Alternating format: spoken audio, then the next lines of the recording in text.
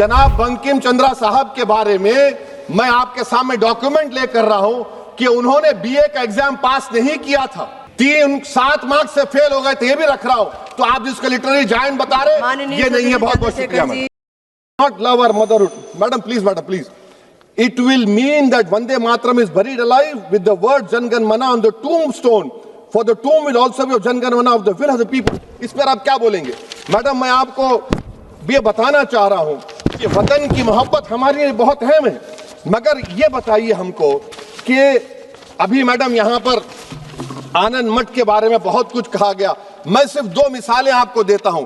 आनंद मठ के page number 70 और 80 को पढ़ लीजिए। इसके बाद सनातन जहां मुसलमानों के घर पाते थे इन्हें आग लगा देते थे। आप पेज नंबर 98 पढ़िए। हमें सिर्फ इन मुसलमानों को जड़ से खत्म करना है क्योंकि खुदा के दुश्मन बन चुके हैं। फिर आप पेज नंबर 115-16 दीजिए। फिर मुख्तलिफ इलाकों में मुसलमानों को सदा देने के लिए भेजे जाते, जहां मुसलमान आबादी नजर आती जला दिया जाता। फिर आप देख लीजिए मैडम सफे नंबर 120 पेज 120, बंकिम लिखते हैं कि सनातियों को मालूम नहीं था कि अंग्रेज हिंदुस्तान को निजात दिलाने वाले हैं। ये आप क्यों कर रहे हैं? अब आप मैडम, मैं आपको पेपर्स दे कर दूंगा मैडम। भारत में हमारी आजादी इसलिए आई और बरकरार रही कि हमने मुल्क और मजहब को एक चीज नहीं बनाया। हमने ऐलान किया कि हमारी मुल्क मुख्तलिफ तबकात मज़ाहिब पर मुश्तमिल है। हमारे मुश्तरका तकदीर हमारी कौमियत का सरचश्मा है। यह खास जबान सखावत मजहब नहीं है। अगर वंदे मातरम का मतन कौम और मजहब को एक बना देता है, अगर हम इसे टेस्ट बनाते हैं वफादारी का, तो फिर मान लीजिए कि यह गांधी, अंबेडकर, टैगोर, बोस और लाखों आजादी के सिपाहियों की सोच को छोड़कर गोडसे की सोच की हिंदू कौमी परस्ताना, मैडम खत्म कर रहा हूं, हिंदू कौम परस्ताना को इख्तियार करेंगे। मुझे वतन से बेइंतहा मोहब्बत है मैडम, और इंशाल्लाह हमेशा रहेगी। मगर बावजूद इसके कि मेरी मस्जिद, मेरी इबादत गाह, मेरे कपड़े, मेरे कारोबार पर हमले होते, मगर मैं फिर भी कहता हूं कि वतन मेरा, हर वतन को हम छोड़कर नहीं जाएंगे। मगर हुब्बुल वतनी का क्या मुतालबा है? हुब्बुल वतनी ये कहता है कि वतन से मोहब्बत है तो जुल्म को खत्म करो, गरीबी को खत्म करो, बेरोजगारी को खत्म करो, जबर का खात्मा करो, अमन का गहवारा बनाओ, पाकिस्तान की दहशतगर्दी को खत्म करो, एक्सप्लॉयटेशन को रोको, शरारत को रोको, मुल्क के खिलाफ की जाने वाली साजिश खत्म करो।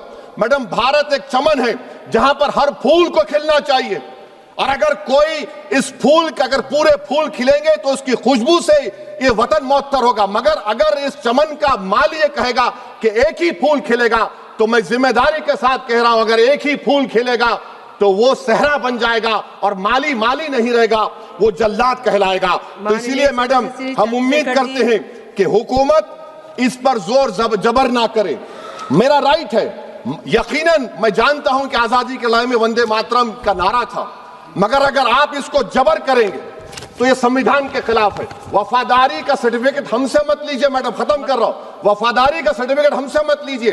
आपके बुजुर्गों के कोई एक किताब में लिख के क्या लिखा है बता दीजिए, कहां पर क्या लिखा हुआ है। तो मैं मैडम मैं इस शेर पर अपनी बात को खत्म कर रहा हूं मैडम। मैं इस शेर पर अपनी बात को खत्म कर रहा हूं मैडम। मैं अपनी बात को खत्म कर देता हूं मैडम, क्योंकि आप बहुत जल्दी में हैं। कि भारत जिंदाबाद, हिंदू मुसलमान जिंदाबाद, दलित जिंदाबाद, ईसाई जिंदाबाद, आदिवासी जिंदाबाद, जो किसी खुदा को नहीं मानते वो भी जिंदाबाद, और मैडम सब पिछड़ा सब आ गया इसमें। तो हम उम्मीद करते कि इस रूह को आप समझेंगे अगर आप सिर्फ अपनी आइडियोलॉजी को लेकर चलेंगे। और आखिर में मैडम, जनाब बंकिम चंद्रा साहब के बारे में मैं आपके सामने डॉक्यूमेंट लेकर रहा हूं कि उन्होंने बीए का एग्जाम पास नहीं किया था, 7 मार्क्स से फेल हो गए थे, ये भी रख रहा हूं। तो आप जिसका लिटरेरी जायंट बता रहे ये